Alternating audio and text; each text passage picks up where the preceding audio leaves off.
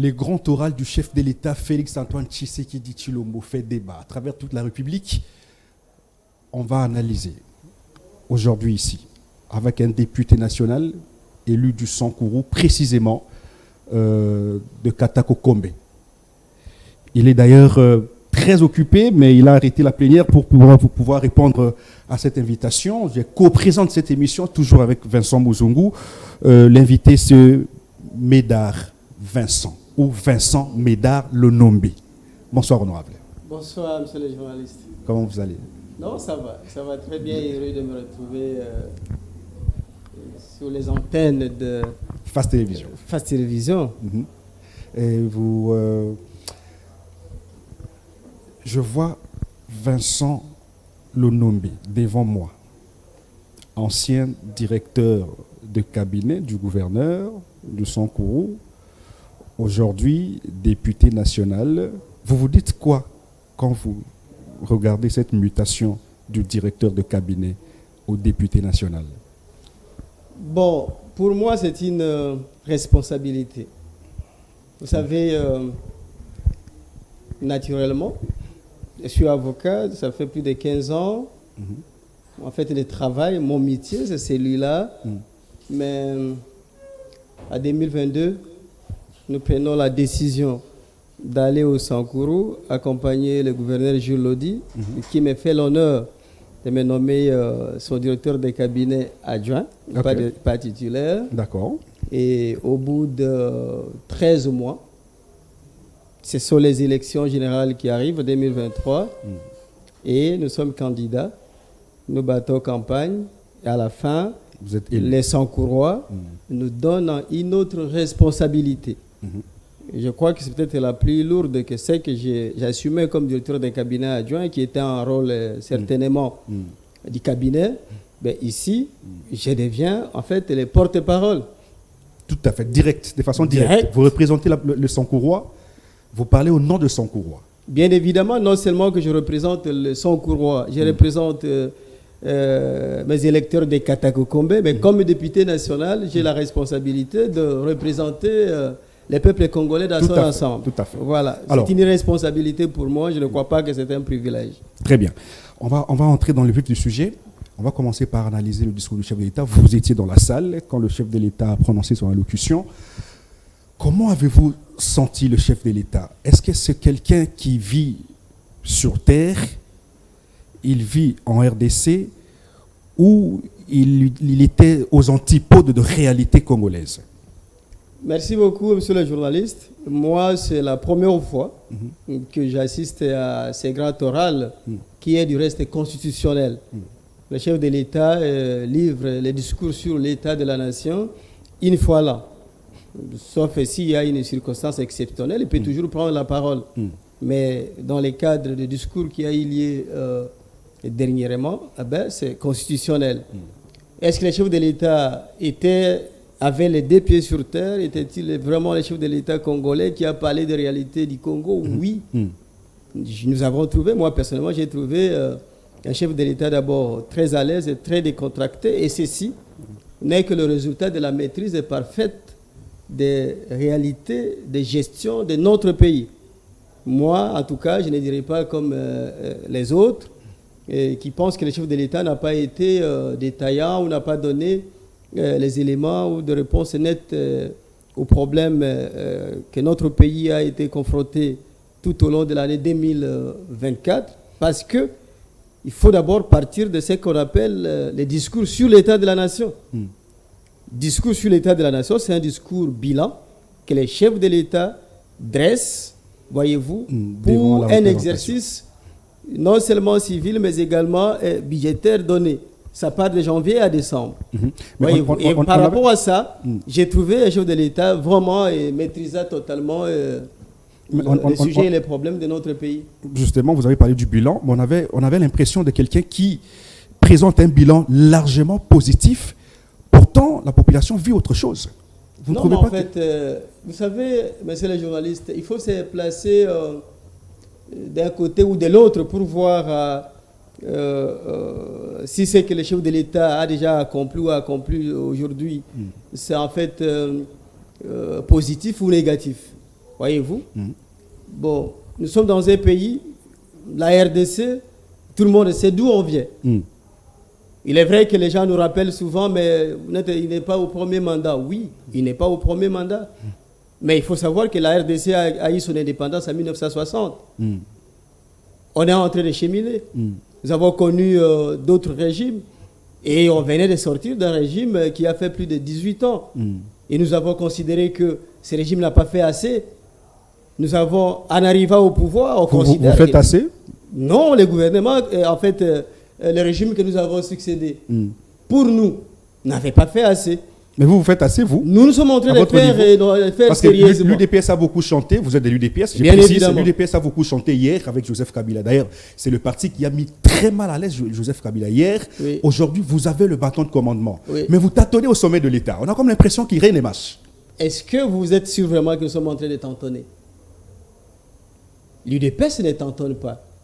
Je rappelle que l'UDPS, c'est un parti socialiste qui a une vision socialiste, qui a une vision qui était basée sur le bien-être de la population. Vous ajoutez à cela l'état des droits. Vous comprenez?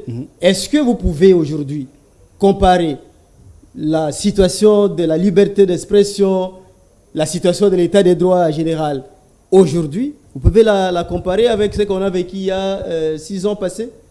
Je ne peux pas imaginer. En fait, c'est incomparable. L'UDPS, j'ai parlé ici, que c'est un parti en fait, qui a une idéologie socialiste. Mais alors, regardez un exemple pour vous dire que nous sommes en train de poser des actes qui sont palpables. La Constitution de la République démocratique du Congo actuelle date depuis 2006. Oui. Dans cette Constitution existait une disposition qui prévoyait la gratuité de l'enseignement des bases. N'est-ce pas? Il a fallu attendre que un certain Félix Tshisekedi Tshilombo, issu des partis Union pour la démocratie et le progrès social, arrive au pouvoir pour que cette disposition soit appliquée. Vous voyez? Et aujourd'hui, la conséquence, c'est que plus de 5 millions d'enfants congolais qui n'avaient pas la possibilité de fréquenter l'école primaire est aujourd'hui récupérés, étudient. Voyez-vous? Un seul exemple. Je prends un autre exemple. Vous avez suivi... au cours de ces grands orales-là, et vous avez rappelé le programme de la gratuité de la maternité. Quand on en parlait à l'époque, c'est effectif dans plus de 13 provinces. Mais à Kinshasa, il y en a qui payent. Il y a des mamans qui payent. Non, en fait, regardez. Vous savez que le problème du Congo ne se situe pas seulement au niveau des dirigeants. Les problèmes du Congo est d'abord nous-mêmes, Congolais. Est-ce que nous sommes vraiment prêts à vivre les vraies réformes qui sont mises en place? Vous voulez dire quoi? On vous dit que la gratuité, en fait, la maternité, dans des établissements de santé qui sont en fait des établissements publics qui administrent la santé, est gratuite. Vous comprenez? La gratuité de la maternité implique les suivis avant la naissance, pendant la naissance, en fait, pendant l'accouchement, et après la naissance, 45 jours. Cette période, elle est tout ce que l'État, en fait, donne pour le besoin de la mère, le besoin de l'enfant, est gratuit. Est-ce que lorsque nous arrivons à un centre de santé, à une maternité, et que nous rencontrons quelqu'un qui nous demande de l'argent, alors que ces soins sont censés être gratuits, qu'est-ce que nous faisons? Est-ce que nous dénonçons? Est-ce que nous nous plions? Et pourquoi mais si vous dénoncez votre femme, c'est pourrir. Hein? Non! Elle a besoin de traitement. Je te donne un exemple. Est-ce que vous avez appris qu'on a les ministres de la Santé qui a été reconduit, le docteur Roger Kamba? Oui. Vous savez qu'il a révoqué le directeur, le médecin directeur à l'époque, un médecin directeur de clinique Ngaliema. Pourquoi il a été révoqué? C'est parce qu'il a été constaté dans les chefs de ces responsables de cet établissement de santé une certaine négligence dans la mise en œuvre de ces grands projets qui profitent effectivement à un grand nombre. Le problème, c'est lequel, monsieur le journaliste? Vous et moi, on peut avoir la possibilité d'envoyer nos femmes, nos enfants dans des centres de santé qui sont gérés par les privés. Peut-être. Mais est-ce que vous savez ce que représente pour quelqu'un qui n'a pas les moyens d'aller supporter, ne serait-ce qu'un accouchement ordinaire, où il n'y a pas, on n'intervient pas par césarienne. Ben, c'est monsieur-là qui a une femme qui se trouve en situation d'accoucher, mais il faut procéder par l'intervention, ce qu'on appelle la césarienne. Mais c'est celui-là qu'on dit, monsieur, amène ta femme, on va intervenir sur elle et vous n'avez rien à payer. Monsieur Vincent. Est-ce que nous sommes en train de, Monsieur Vincent Médard, de nous rendre compte? Monsieur Vincent Médard, député national, nous sommes très honorés de vous recevoir. Vous avez défini l'UDPS, votre parti politique, comme un parti de gauche, ce qui est existentiel de par l'idéologie de cette formation présidentielle. Ça veut dire que la mission principale de ces partis politiques est basée sur le social. Les Congolais qui vous a fait confiance se demandent, quand vous parlez du social, vous faites allusion à quoi? Et est-ce dont vous faites allusion? Est-il ou est-elle constaté sur le plan factuel, ou bien cela reste un discours tout à fait politique et politicien? Voilà, merci beaucoup, messieurs les journalistes, cher Omo. Et vous avez rappelé, et vous me posez la question de savoir si la devise de l'UDPS n'est pas une utopie par rapport à ce que nous vivons actuellement. Non, ce n'est pas une utopie, monsieur le journaliste. J'ai répondu tantôt ici à votre confrère qu'il faut seulement se placer, voir de quel côté on se trouve pour ne rien voir. Que l'UDPS au pouvoir est en train effectivement de tout mettre en œuvre pour faire en fait appliquer son idéologie. Vous avez dit, quand on parle du social, ça fait allusion à quoi? Les social, c'est quoi? Les social, c'est l'accès aux services le plus basique, notamment l'accès à l'éducation, l'accès à la santé, l'accès à l'aliment, l'accès plutôt à l'habitant, à l'eau, à l'électricité.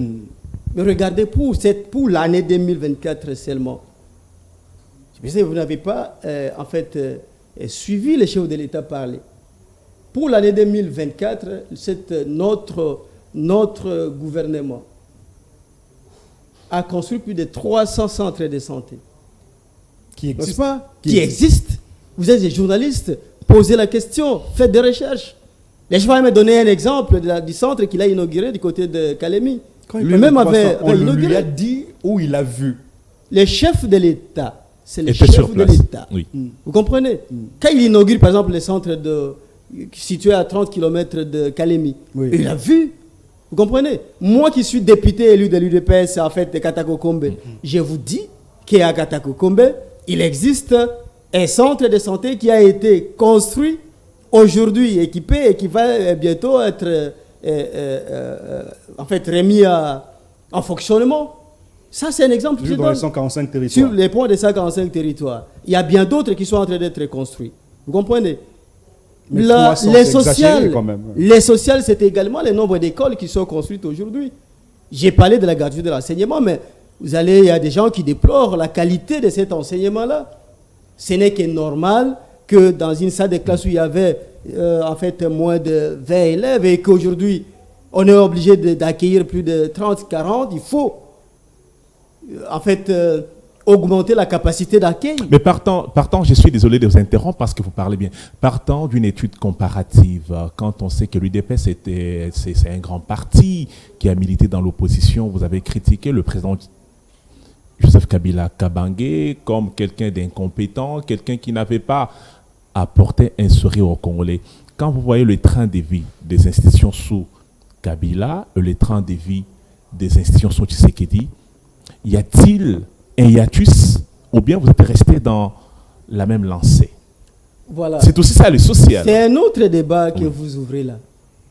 Vous comprenez? C'est dans le social parce qu'il n'est pas équitable. Les niveaux de vie. Vous parlez des niveaux de vie des institutions. Oui. Les traits de vie des institutions. Je vous rappelle que je suis député national. Vous avez 21 000 $. Peut-être que parmi les motivations qui ont fait que je postule, c'est l'idée de savoir que j'aurai 21 000 $, j'aurai 30 000. Mais allez poser la question, combien touche un député national aujourd'hui? Nous ne nous en plaignons pas. Mais nous nous soumettons à cette politique qui veut que l'on puisse en fait réduire les trains de vie des institutions pour permettre à ce que les économies dégagées puissent prendre en charge les catégories les plus démunies. Vous comprenez? Alors, s'il faut poser la question de savoir si, entre l'époque de Kabila et aujourd'hui, en fait... y a-t-il un changement? Au fait, il y a un changement, mais positif. À quel niveau? Il y a un changement, mais tellement positif. Oui. À quel niveau? À tous les niveaux. Au niveau de l'Assemblée nationale, déjà. À tous les niveaux. Au niveau de l'Assemblée nationale. Mais au niveau de l'Assemblée nationale, je vous dis tout simplement que, par exemple, on a réduit les trains de vie de nos institutions, la qualité du travail. Joseph Kabila a payé un député national hier $13 000. Aujourd'hui, le député qui recevait de Joseph Kabila $13 000 reçoit $21 000, voire même $30 000. Mais cela est confirmé par un parlementaire, pas le moindre, Martin Fayoulou. Martin Fayoulou l'a dit. Molière, Papa Ndembale Mbala également. Délice Sanga l'a confirmé. Ça veut dire qu'il y a un pléthore de députés qui ont confirmé que vous touchez 21 à $30 000 le mois. Je ne suis pas d'accord. Mais il y a un enseignant de l'école primaire qui touche $100 et il y en a qui touchent moins de $100. À $100, vous êtes encore gentil, on passe en francs congolais. D'ailleurs, il y a des gens qui touchent 200 000 francs. Alors, je peux répondre. C'est ça l'équitable? Oui, allez-y. Je peux répondre. D'abord, c'est faux de dire qu'un député national touche $21 000. C'est totalement faux. Nous sommes à ça. Pour aller faire de recherche, je vous dis que les salaires d'un député ou les émoluments des députés sont connus. Notre président de l'Assemblée nationale en a fait une communication officielle. Qui a été contredite par ses propres collègues. Personne n'a contredit. Et surtout, vous ne pouvez pas me parler des anciens parlementaires qui ne sont pas avec nous. Au moment où nous parlons, nous sommes à l'Assemblée nationale, nous sommes d'une nouvelle législature. Si vous me parlez de l'honorable Sesanga, l'honorable Fayoulou à l'époque, ça ce sont en fait des anciens parlementaires. Ce qui s'est passé à leur époque, moi je ne peux pas quand même tout savoir. Mais je vous dis, et que dans la logique de créer ce qu'on appelle l'équilibre social, l'équilibre dans la répartition de nos richesses, l'Assemblée nationale a consenti, les députés ont consenti de réduire leur train de vie et nous pensons que cette réduction des trains de vie entame toutes les autres institutions. Un autre élément, je pense qu'on va revenir sur ça par exemple. Est-ce que vous savez que les caractères gourmands de nos institutions étaient consacrés dans cette constitution que vous et les autres compatriotes, vous voulez parler du changement de la Constitution? Vous et nos compatriotes de l'opposition, vous ne voulez pas qu'on change. Monsieur Vincent Médard, vous savez que la Révolution française était la résultante de l'augmentation du prix du pain, ce qui a mené Napoléon Bonaparte à prendre ses collègues pour aller prendre le pouvoir en France. L'UDPS nous a fait tant rêver dans l'opposition pour nous dire que les gens qui étaient au pouvoir n'arrivaient pas à nous donner du sourire et n'arrivaient pas à amener le Congo, qui était une colonie belge, au niveau des standards des pays qui sont reconnus dans les concerts des nations. Vous êtes au pouvoir, le prix du pain a augmenté. Et ça, ce n'est pas contradictoire au combat mené par l'UDPS. En fait, ce qu'il faut, c'est que je vous invite à comprendre ceci. C'est vraiment utopique de croire que nous allons vivre dans une société statique où rien ne bouge. Les analyses économiques, les analyses sociales, juridiques sont fonction du contexte, sont fonction de l'évolution.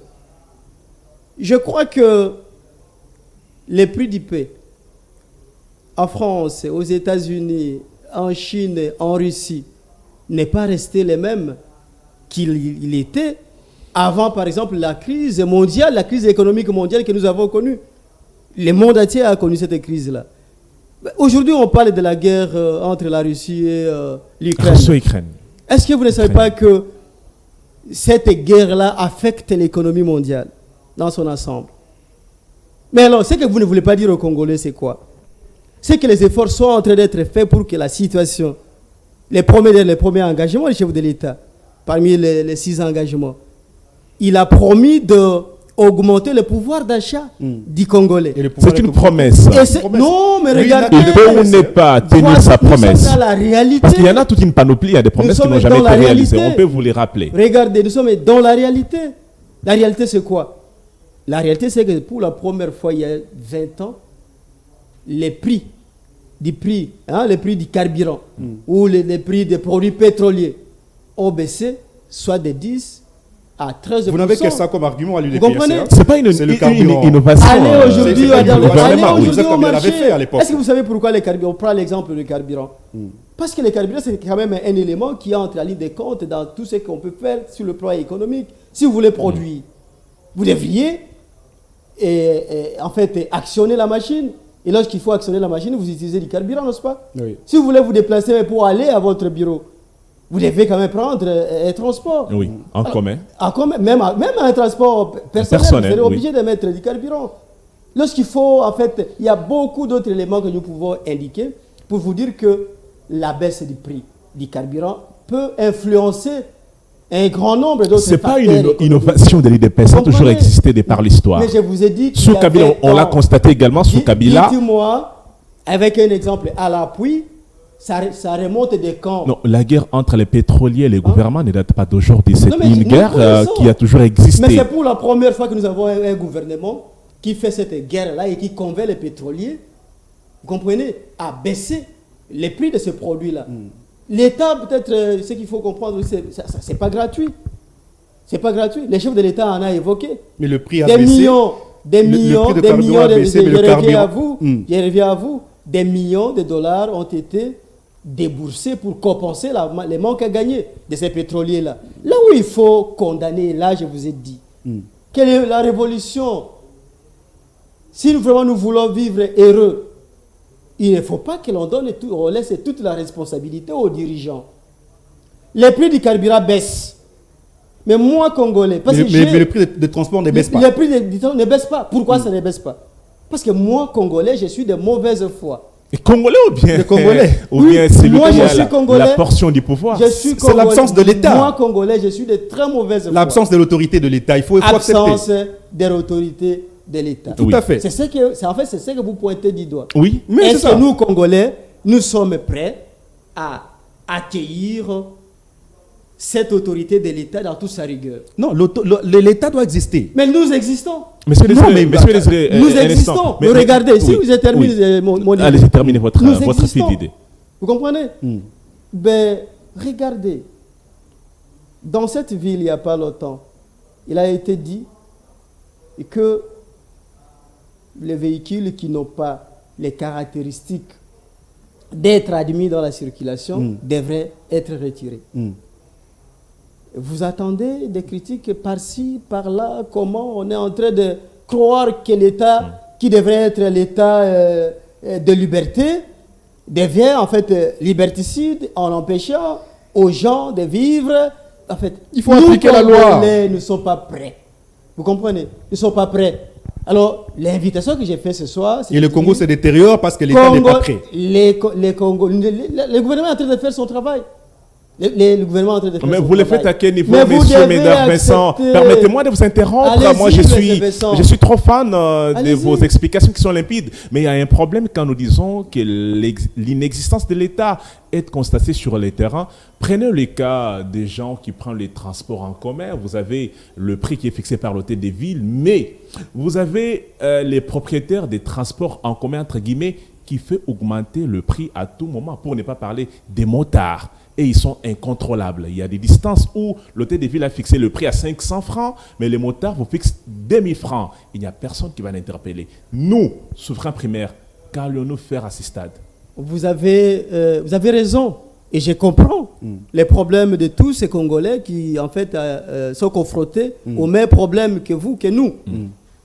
Je comprends cela. Mais est-ce que vous n'avez pas compris que c'est plutôt le problème de nous, Congolais, de notre mauvaise foi, de ces Congolais qui pensent que le régime Tshisekedi ne peut pas réussir. Tout ce qu'on fait, il faut saboter. Comment ça? Vous comprenez? Mais c'est cela. Mais alors, je vous donne une solution.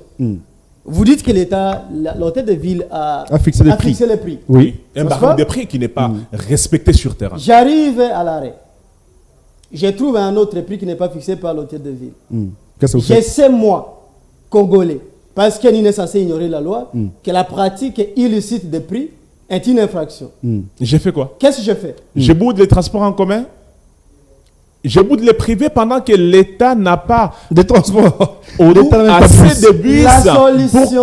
La solution peut venir à partir de votre comportement. C'est-à-dire, au lieu de bouder, mais dénoncer. Comment dénoncer? Mais les services de l'État sont là. Non, il n'y en a même pas. Dénoncer. Auprès des policiers qui sont impayés. Les policiers qui sont commandeurs. Mal payés, alors, qui n'ont pas de tenue, qui ont problème de bottes, qui sont dans les hangars. Il ne faut pas dire que les policiers... Et il y a des policiers qui sortent le matin pour revenir le soir, quémander 1000 francs, 1500 francs et rentrer à la maison. Est-ce que vous savez que... Ces policiers-là, vous allez l'appeler pour venir arrêter un chauffeur. Les vagabondages est sanctionné dans les comportements de nos en armes. Un policier, c'est aussi un tout militaire. Tout à fait. Mais qui les sanctionne parce qu'ils sont partout. Ils sont partout. Militaires. Regardez, ce que je vais vous faire comprendre, c'est quoi? Nous devons être prêts à aller vers la révolution. Vous comprenez? Notre comportement peut influencer le comportement des décideurs. Vous savez, les décideurs qui doivent prendre des mesures contraignantes. Regardez, mesures contraignantes. Vous comprenez? Nous sommes dans une société où il y a également des règles qui existent. Oui. Ces règles-là, c'est également la Constitution que vous protégez. D'ailleurs, on en parle tout de suite. Vous comprenez? Au nom de la Constitution. Alors, tant qu'elle n'a pas encore changé, aucune initiative que nous allons prendre comme gouvernement... Vous êtes pour le changement de la Constitution? Certainement, je vais donner mes justifications comme citoyen. On entre déjà dans le débat. Changement de la Constitution, le chef de l'État, d'ailleurs je vais prendre les mots de M. Vincent hier, le chef de l'État qui parle tantôt du changement de la Constitution, tantôt de la révision de la Constitution. Lors du discours, il va parler de réforme constitutionnelle. Qu'est-ce qu'il veut concrètement, vous, à l'UDPS? Parce que vous êtes représenté par Kabouya comme secrétaire général. Lui, il parle du changement de la Constitution. Mais le chef parle pratiquement de 3 concepts à la fois. Il veut quoi? Et que voulez-vous? Changement constitutionnel, révision de la Constitution ou des réformes constitutionnelles? Vous voulez quoi finalement? Voilà. Je rappelle avant de répondre à cette question qu'il a été évoqué ici qu'un enseignant est payé à 200 000 francs, un policier n'a pas... Est-ce que vous vous êtes posé la question de savoir à combien un policier était payé en 2018? À combien un enseignant était payé en 2018? Oui, il était d'échange de faire également sur la question. Je vous rappelle que le salaire d'un enseignant a triplé de 2018 à ce jour. Triplé? Oui. Le salaire d'enseignant a triplé. Nous sommes en combien des enseignants? Je suis moi fils d'un enseignant. À combien nous sommes en direct? On vous suit, les enseignants vous suivent. Bien évidemment. À combien aujourd'hui l'enseignant est payé combien? Moi je me rappelle qu'en 2018, à 2018, l'enseignant avait à peine 90 000 francs à 80 000 francs. Aujourd'hui c'est combien? Aujourd'hui c'est presque 400 000. Un enseignant touche 400 000 francs. Tout enseignant. Même plus. Le dernier enseignant touche 400 000 francs. Je suis là. Nous sommes en direct. Oui, on est en direct. Vous serez confronté à des réalités. Allez proposer, allez vérifier. Mais honorable, le taux indicateur au niveau de la banque dit le contraire. Quel contraire? Mais en 2018, l'enseignant a été payé à combien? Et puis en 2018, qui était au pouvoir? En 2018, je ne sais pas, 2018, c'est à l'époque, c'est l'ancien régime. Ce n'est pas nous qui étions au pouvoir. L'IDPS arrive au pouvoir en 2019, n'est-ce pas? Oui. Et aussitôt arrivé, l'IDPS commence le travail. Et les efforts sont faits chaque jour. Permettez-moi de vous relancer. Permettez-moi de vous relancer. Non seulement les salaires, mais également les conditions de vie de ces enseignants-là. Nous avions cru, quand j'ai dit nous voyons directement la population qui vous a élu, nous avions cru que nous allions oublier illico le nom de Joseph Kabila Kabange une fois que l'UDPS allait basculer au pouvoir. Mais le ressenti dans la clameur publique est que quand on voit Kabila surgir, on veut qu'il revienne prendre son pouvoir. Parce que le président Tshisekedi, le Moïse tant entendu, ne nous a pas amenés à la terre promise. Ce n'est pas moi qui l'ai dit, c'est constaté à chaque fois que Kabila fait une apparition. Ceci ne vous rappelle pas que vous n'avez pas atteint l'Eldorado? Ce que vous dites est totalement contradictoire et paradoxal. Je ne suis pas d'accord avec vous. Et je ne vois pas les choses comme vous et je crois que c'est la vie de la majorité des Congolais. Si réellement les Congolais en avaient déjà marre de l'UDPS, en avaient déjà marre du chef de l'État, je crois qu'ils n'allaient pas encore lui donner un vote qui s'apparentait un peu à un plébiscite, alors qu'en réalité c'est un vote sérieux. 73%. En fait, c'est le seul président dans l'histoire récente de notre pays, qui jusqu'à aujourd'hui bénéficie de sa popularité, avec des machines à voter, hein, augmente sa popularité au jour le jour. avec des machines à voter. Les gens qui pensent que l'ancien président doit revenir, mais ça, en fait, ce sont les gens qui font l'opposition aujourd'hui. Ça, ce n'est pas l'avis de la majorité des Congolais. La majorité des Congolais est d'accord pour que l'on avance avec le président Tshisekedi. Oh, Moi, mais au-delà moi, de par 2028, exemple, moi, par exemple, j'aurais souhaité que le président Tshisekedi reste au pouvoir tant que, par exemple, Kagame serait président au Rwanda. Ah bon? Oui. Ah, vous Et devenez un Rutshuru- flatteur, Rutshuru alors. est- Ça, c'est- Rutshuru est- je ne flatte Vous devenez un pas. flatteur. oui. Rutshuru est hors Je ne le pays. flatte pas. Bunagana, Oui. Rutshuru, Quoi? Lubero, Masisi, Masisi, Kanyabayonga. tout ça, c'est hors l'État. Et vous préférez que celui qui leur a donné la partie de la RDC demeure au pouvoir. Il faut Alors, retirer pour ça. compléter, Monsieur Désiré. Alors que Kabila vous a donné un pays entier. Pour lors de la compléter, remise M. de reprise. Désiré, le président Tshisekedi a reconnu cela, En disant. que le sol congolais est sous-occupé par les rebelles. Et en reconnaissant. Donc on a vous perdu avez- la souveraineté. Non, il faut faire On a attention. perdu la souveraineté. Il faut faire attention, Oui. Vincent. Vous êtes journaliste congolais. Je vous invite un peu au patriotisme. Ah, on Ce est n'est pas le patriote. fait, c'est pas le fait pour le chef de l'État de constater qu'à ce jour nous avons une agression et que ces agresseurs malheureusement occupent illégalement et inconsciemment une partie de notre territoire, que l'on peut déduire qu'il s'agit de l'abandon de notre souveraineté sur ces parties du territoire national. Non. Vous comprenez d'ailleurs que c'est à cause de ça que les efforts sont faits chaque jour pour la montée en puissance de notre armée et pour contrer en fait cette agression et récupérer ces parties du territoire qui sont aujourd'hui occupées. Vous avez vu mais le jour du discours, en fait, les Congolais dans son ensemble a salué les efforts fournis aujourd'hui.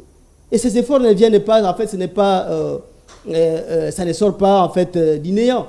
C'est l'engagement pris par les chefs de l'État c'est un engagement constitutionnel, sauvegarder l'intégrité territoriale de notre pays. Et tôt ou tard, Bunaganda, les partis de Rutshuru, je te dis tôt ou tard. Je n'ai pas dit tard. Ah, l'administration comprenez? rebelle a pris Nous allons- On connaît ni le jour, mais honorable, ni la nuit. honorable. Là, j'ai dit tôt ou tard. Est-ce que vous avez d'abord Oui, mais, des nouvelles non, mais versions? honorable, des termes simplistes, Hein? des termes simplistes énervent la population, ou surtout tard. celle qui a quitté Bunagana, Rutshuru, Masisi, Robero, pour d'autres provinces où Qui ils vivent ne dans savent des camps pas aujourd'hui. à quel sens c'est voué, vous entendre, vous, représentants du peuple, dire que tôt ou tard, ça énerve énormément. Non, là, il y a un problème de compréhension. Oui. Je n'ai pas dit que tard. J'ai dit tôt. Et j'ai commencé par dire tôt. Et si on s'en tient à ça, est-ce que vous savez que ça fait plus de 2 semaines déjà que notre armée, que À nos récupérer certaines compatriotes, localités, oui. et en fait, sont en train de récupérer systématiquement C'est depuis toujours. Il y a Ça, c'est partie des encourageant. territoires occupés. Ça, c'est encourageant et salué. Et est-ce que vous savez, vous pensez qu'on va s'arrêter? Monsieur, Alors, mais la honorable, population qui vit on va dans en ces venir, parties du on va territoire venir au changement de la devait être Constitution. rassurée Mm. de ce que ces parties de territoire national seront récupérées. Très bien. Et jusqu'à aujourd'hui, ces territoires restent congolais. Très bien. À l'époque, On revient je au- termine par là, à Oui. l'époque, Mm. il suffisait seulement de 48 heures de déclenchement d'une rébellion pour que finalement des grandes villes comme Goma, comme Bukavu tombent. Vous avez dit, changement de la on Constitution. nous a laissé un pays entier, mais on nous a laissé des accords signés avec l'M23 qui acceptaient que certaines parties de notre territoire soient en fait cédées. Vous comprenez? Changement Et c'est de la parce que nous ne Constitution. voulons pas de cela. Il est question du Que la temps. rébellion est là. Il est question du temps, changement de la Constitution. Allons-y.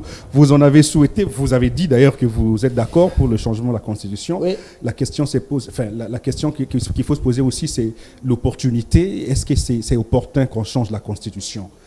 Pourquoi ne pas respecter la Constitution qui parle tout simplement de la révision, qui donne également le pouvoir au chef de l'État, aux 2 chambres du Parlement, à la population congolaise et au gouvernement réuni au Conseil des ministres?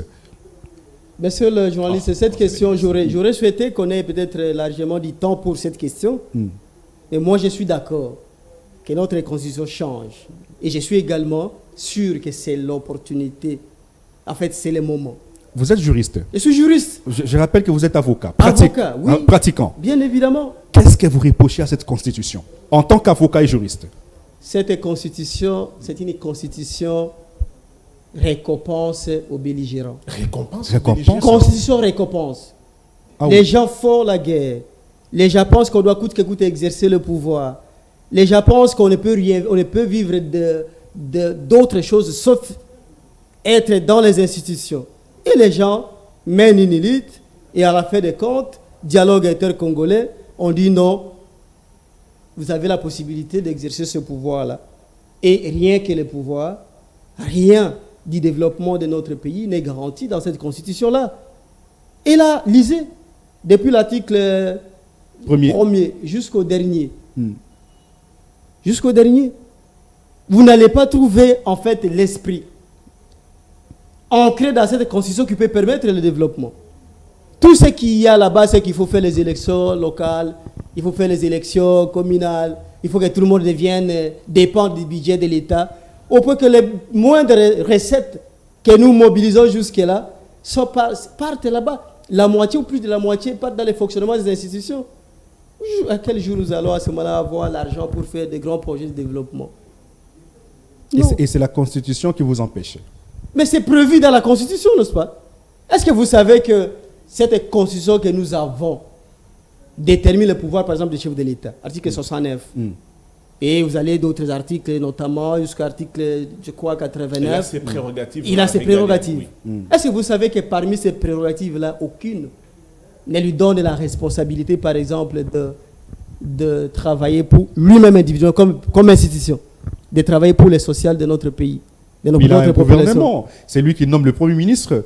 Et les ministres sont choisis sous sa proposition. Bien évidemment, c'est logique. Mais c'est désiré, regardez. C'est sa politique qui est mise en musique. Regardez, la Constitution elle-même dit que la politique du gouvernement est établie en concertation avec le Premier ministre. Entre le chef de l'État et le Premier ministre, tout à fait. qui est en fait chef du gouvernement. Il est également dit que le chef de l'État nomme un Premier ministre qui vient de la majorité parlementaire. Oui. Mais il est également dit que le chef de l'État n'a pas le pouvoir de sanctionner un Premier ministre même qui ne travaille pas bien. Comment ça, il ne peut pas sanctionner? C'est lui le garant du bon fonctionnement. Il ne peut pas le faire. C'est lui le garant du bon fonctionnement des institutions. Il est le garant alors de... En fait, c'est lui qui nomme et est aussi la même personne qui destitue. Malheureusement, notre Constitution pêche par rapport à ces principes de parallélisme des formes et des compétences. Dans notre Constitution, pour qu'un Premier ministre cesse de fonctionner ou cesse d'exercer ses fonctions, il doit démissionner. Alors, si on refuse de démissionner, on fait quoi?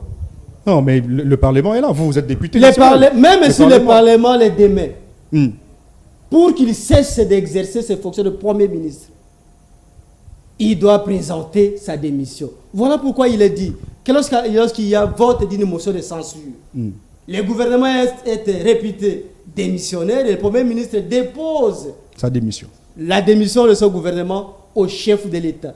Si je refuse de démissionner, le chef de l'État fait quoi? Parce que nulle part dans la Constitution, il est indiqué que le chef de l'État peut... Votre régime, à vous, a horaire du régime semi-présidentiel. Si je vous ai saisi très bien. Est-ce que ce régime semi-présidentiel était ancré dans l'imaginaire congolais, dans la culture congolaise, dans les réalités congolaises? Parce que si cela était le cas... Mais c'est à vous, mais c'est à vous également de communiquer. Le président Tshisekedi, par exemple, il a une cellule de communication. Nous avons reçu Eric Nguindou récemment. C'est à vous, dirigeants, de communiquer suffisamment sur les principes et accords du régime semi-présidentiel. C'est ce que je suis en train de faire maintenant, je crois. Parce que il ne faut pas donner beaucoup de pouvoir au président de la République. Je vous rappelle que les Congolais, lorsqu'il y a embouteillage, pointent du doigt le chef de l'État. N'est-ce pas? Les Congolais, lorsqu'il pleut et que nos routes sont inondées, même si c'est de manière momentanée, parce que je n'ai jamais vu les eaux rester là-bas pendant il y a une semaine. Non, momentané, mais ça tue. Oui, non, mais les gens parlent de Daniel Bumba. Momentané, ça tue. Bien évidemment. Mais c'est un fait. Oui, nous constatons. Oui, mais un fait qui met fin à la vie d'une personne. Est-ce que c'est le chef de l'État qui doit les faire? Mais la responsabilité revient à qui? Est-ce que vous savez que la Constitution que nous avons donne ou laisse cette responsabilité entièrement entre les mains du gouvernement? Oui. Et j'aimerais vous rappeler ici que les chefs de l'État, même mécontents de la manière dont les choses sont gérées. Mais il doit sanctionner, c'est pas. Il va sanctionner comment il peut être mécontent pendant qu'il ne sanctionne pas? Monsieur Désiré, il va sanctionner comment? D'après vous, les constituants... il ne peut pas révoquer un Premier ministre. Même un ministre, lorsqu'il s'agit de révoquer un ministre, il doit poser les problèmes au Conseil des ministres. Le Constitution avait péché d'instaurer dans cette Constitution du 18 février 2006, bien entendu, cette séparation des pouvoirs, le président Tshisekedi, pas le président Tshisekedi, mais que le président ait ses prérogatives et le gouvernement également les siennes. Parce que les Congolais veulent que ce soit les chefs de l'État qui assument. Et qui assument tout. Kabila ne s'est pas plaint, hein? Kabila ne s'est pas plaint sur la question. Les Congolais, est-ce que quand Kabila était au pouvoir, là, c'était un paradis? Et maintenant, c'est un paradis? Autant ça n'a pas été un paradis à l'époque de Kabila parce qu'il ne s'était pas plaint. Autant nous constatons que pour amener le peuple congolais au paradis, il faut changer les choses. Donc vous devez vous éterniser au pouvoir. Est-ce qu'il vous a dit qu'il faut s'éterniser au pouvoir? Ah mais c'est ça l'idée. Non. Oui, mais ça c'est un préjugé, voilà. Kabouya parle du changement de dispositions verrouillées. On doit quitter de 5 ans à 7 ans. D'ailleurs, on va quitter de la 3e République pour la 4e République. Joseph Kabila et Félix Tshisekedi deviendra éligibles. Ils pourront peut-être se représenter. Finalement, on va tourner à rond. Regardez, moi je vais vous surprendre. Comme citoyen congolais, jouissant de la liberté d'expression que vous avez, que les opposants ont, que le secrétaire général Kabouya a. Moi, si on me posait la question de savoir qu'est-ce qu'on fait de la durée du mandat du chef de l'État, je dirais qu'on doit avoir un mandat de 10 ans. Oh. Oui, mais c'est pas 5 ans. Dépend de celui qui l'écoute. Pas 5 ans, pas 7 ans, 10 ans. Et peut-être pour moi, les 10 ans là devraient être non. Oui, mais pourquoi 10 ans? Non renouvelables. Pourquoi 10 ans? Pourquoi 10 ans? Oui.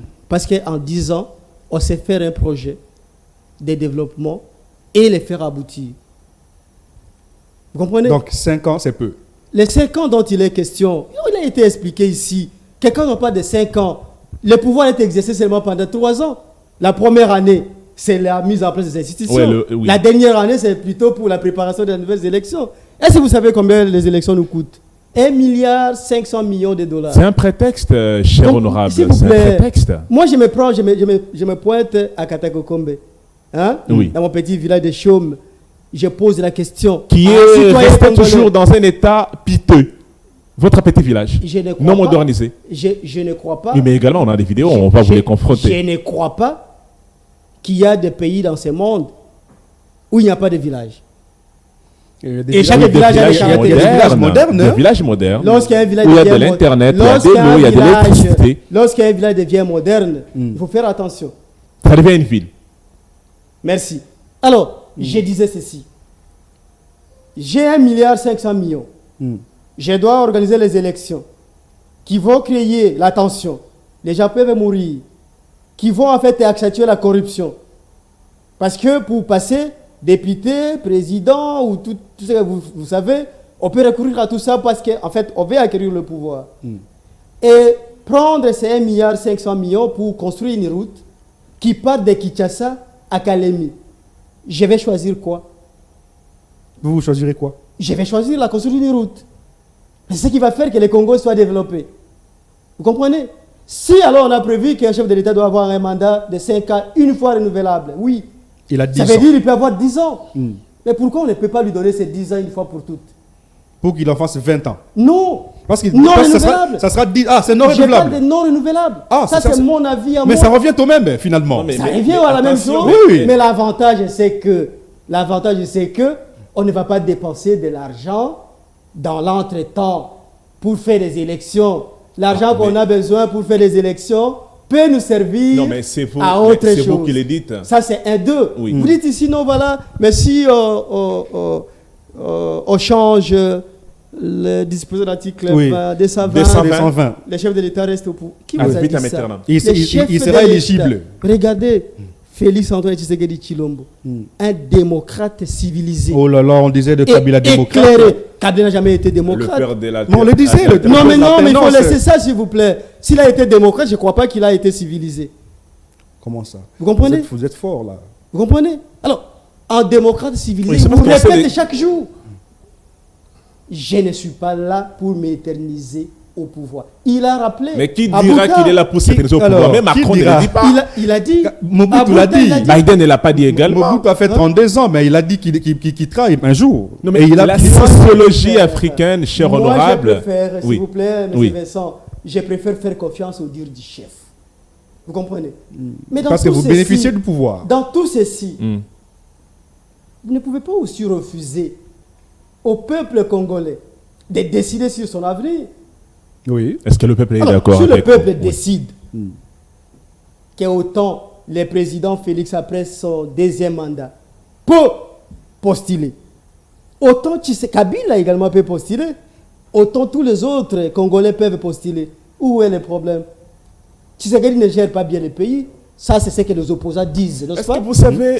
S'il vous plaît, je termine. C'est ce que vous dites aussi. Mais si quelqu'un ne gère pas bien le pays, pourquoi vous avez peur d'aller avec lui dans une compétition?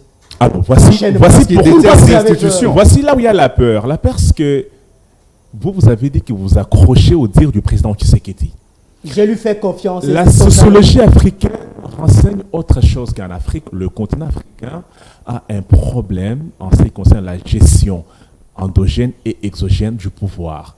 Ceux qui sont au pouvoir ne veulent pas céder les fauteuils. Les exemples sont légion. À chaque fois qu'ils disent qu'on ne veut pas s'éterniser, en principe, ce n'est pas ça. Le principe, d'accord, l'idée est tout autre. Et quand on veut toucher à la Constitution, l'idée est que même si ce n'est pas soi-même qui doit rester au pouvoir, mais ça sera sa formation politique, comme qui dirait le parti politique, vit pour conquérir les pouvoirs et l'exercer le plus vite que possible.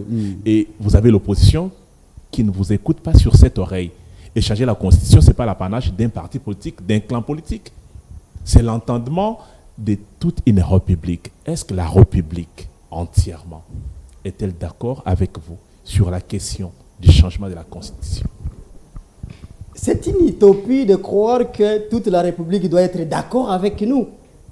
Sinon, la Constitution empêche même l'instauration d'une idée unique où on ne peut pas en fait discuter. Ils ne sont pas devant et ne sont pas dans un domaine du dogme ici. La Constitution actuelle que vous protégez n'a pas été acceptée par l'UDPS, n'est-ce pas? Et c'est pour autant qu'elle n'est pas d'application. Elle n'a pas été acceptée à l'UDPS en 2005, mais protégée par l'UDPS en 2015. Protégée par l'UDPS en 2015? Oui, paradoxe.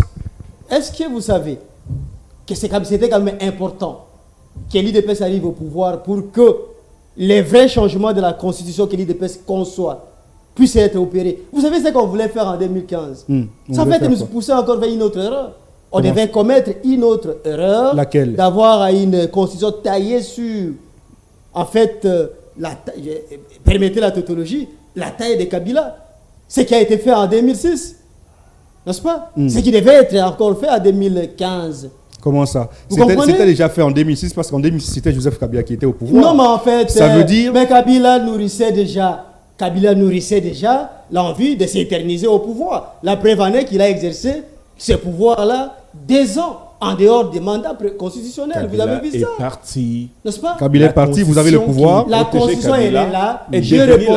J'ai répondu à 10 ans, c'est Vincent, que la Constitution actuelle n'a pas fait l'unanimité à son temps. Celle qui va venir peut également ne pas faire l'unanimité. Pourquoi changer? Pourquoi changer? Ce qui importe, c'est que la majorité des Congolais veulent qu'on la change. On ne peut pas parler d'un chef de l'État qui soit magistrat suprême, voyez-vous, mais on empêche que ce chef de l'État soit réellement magistrat suprême en faisant partie du Conseil supérieur de la magistrature, par exemple. Très bien, monsieur. On ne peut pas refuser que le chef de l'État, qui est en fait le garant du bon fonctionnement des institutions, ne soit pas en mesure de contrôler effectivement le fonctionnement de nos provinces, de nos entités décentralisées. Il doit être omniprésent. On ne peut pas imaginer, parce que moi, Congolais, je vais avoir un chef de l'État qui répond à toutes mes préoccupations. Je ne peux pas avoir un intermédiaire. Comment? Comment il va répondre? Je veux un chef de l'État qui est responsable. Qui va nommer les gouverneurs. Vous préférez qu'il nomme les gouverneurs, qu'il nomme... Quels seront alors les rôles? Je pense qu'en nommant les gouverneurs, surtout non originaires, on va améliorer la gouvernance au niveau des provinces, mais également diminuer davantage les velléités du tribalisme. Vous comprenez? Lorsque vous avez un responsable politique qui n'est pas issu de cette province-là, vous allez vous rendre compte qu'il y aura moins de conflits. Vous comprenez? Il y aura moins d'exacerbation du tribalisme. Qu'est-ce que nos assemblées provinciales ont fait depuis qu'elles sont là? Commencez par vos bureaux. Hein. Nous sommes pratiquement à la fin de l'émission. On aurait pu aborder la troisième thématique, qui est le bilan de questions parlementaires. Mais malheureusement, nous sommes à la fin de l'émission. Nous vous prenons la semaine, si vous serez disponible, justement, la semaine prochaine, pour en parler essentiellement de questions parlementaires. Tant mieux, monsieur le journaliste, je sais que la télévision ou les médias, c'est le temps. Nous pouvons prendre rendez-vous. Mais il faut savoir que le travail qui est en train d'être fait aujourd'hui à l'Assemblée nationale est remarquable. Je rappelle par exemple qu'hier seulement, la journée d'hier seulement, l'Assemblée nationale a voté 10 lois. Nous proposées par le gouvernement. Donc, le vendredi dernier. Ah, c'est un record. Non, c'est hier qu'on a voté ces lois-là. D'ailleurs, j'ai plusieurs questions. Nous avons plusieurs questions sur ce point-là. Comme député, de manière individuelle ou de manière